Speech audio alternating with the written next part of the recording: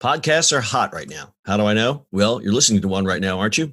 But you might be wondering, how on earth do I get my voice out there and start my own podcast? It all seems so intimidating. Between hosting and platforms and monetization, it can get real complicated real quick. Well, I'm going to let you in on a little secret. We started this podcast over 2 years ago, not knowing clue one on how to do it.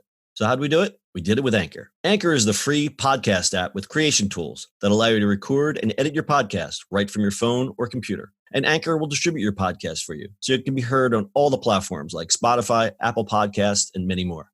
And everybody likes money, right? Well, you can make money from your podcast with no minimum listenership.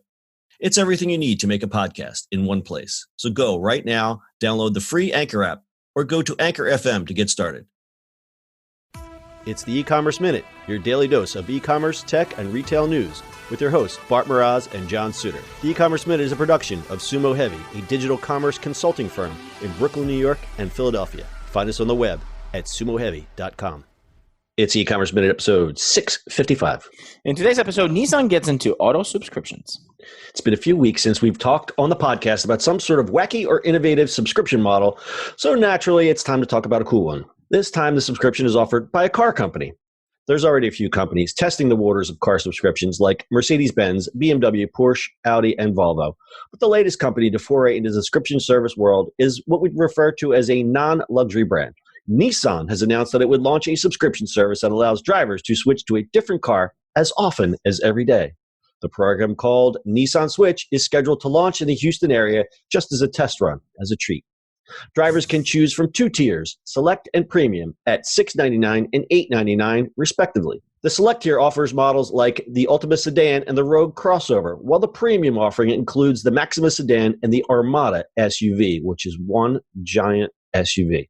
Subscribers will have to pay a $495 fee to join the program, but the subscription includes unlimited switches as often as a new vehicle each day. Delivery, cleaning, insurance, roadside assistance, and regular maintenance are also included. To switch to a different car, drivers can use the Nissan Switch app or text their personal concierge to schedule the switch. Nissan will then deliver the vehicle within a specific service area.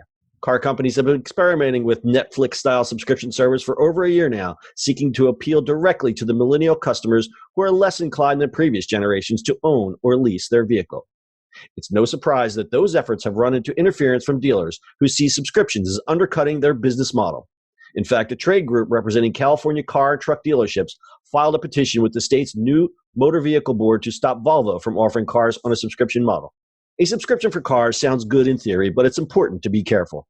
An analysis from the car marketplace Edmunds said subscriptions were much more expensive than traditional leases. The highest analyzed was $97,739 over the course of 3 years. God, that's a lot of money. So we will see how vehicle subscriptions fare over time. But this one seems at least a little bit more affordable than the other ones. Mm-hmm.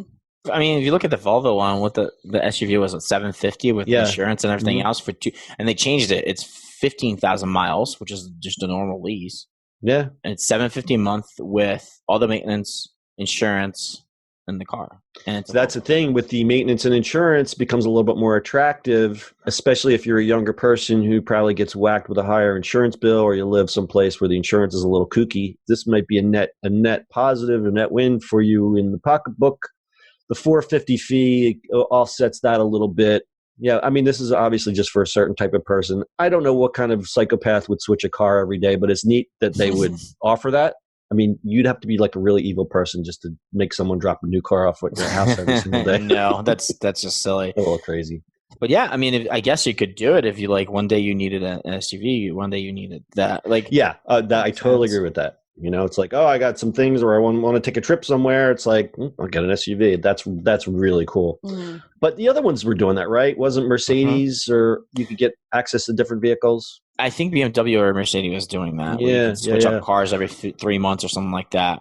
I think this is the most absolutely reasonable style of trying to do it. I'm going to add the word approachable as well, being that it's Nissan. Now, Nissan is not a cheap car brand, but it is what people associate with affordable, dependable cars.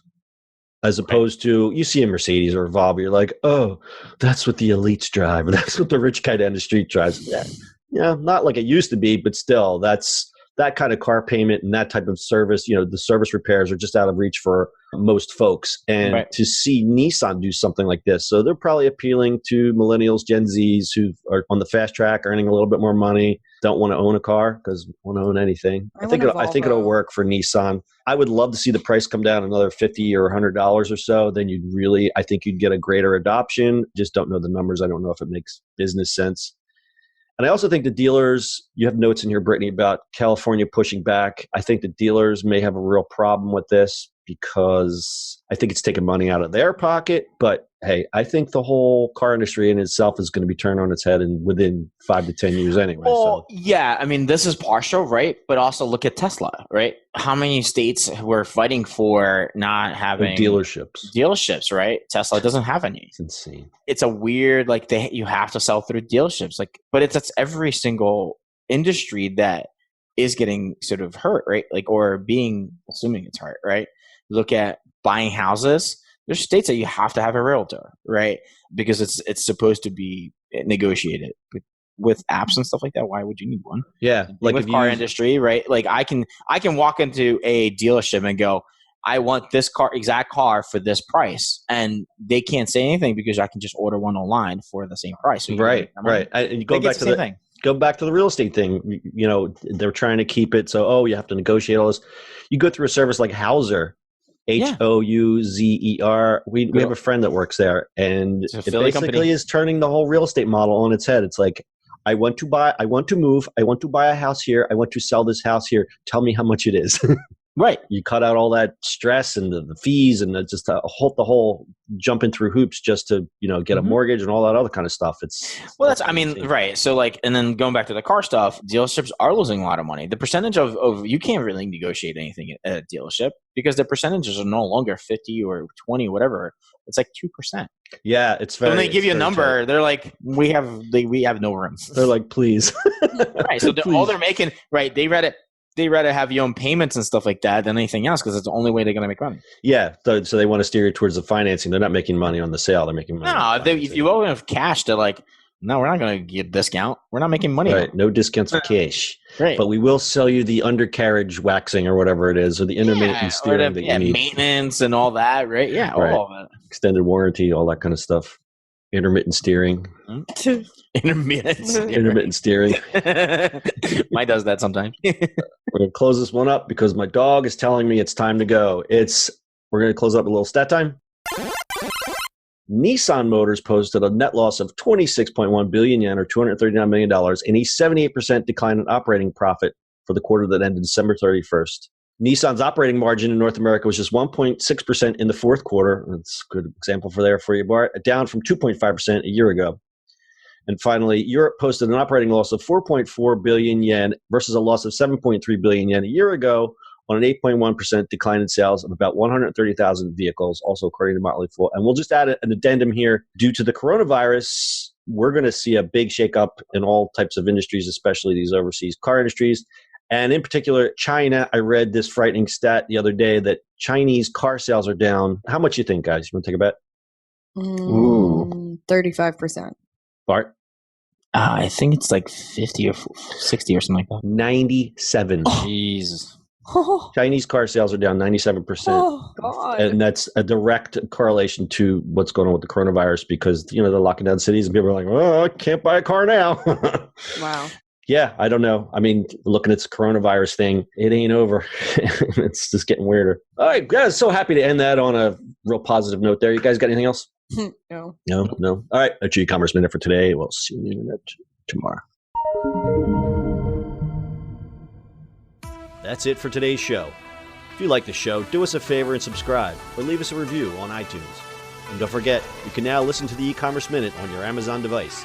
Just add e-commerce minute to your flash briefing. And finally, if you have a comment or suggestion or just want to say hi, find us on social media at SUMO Heavy.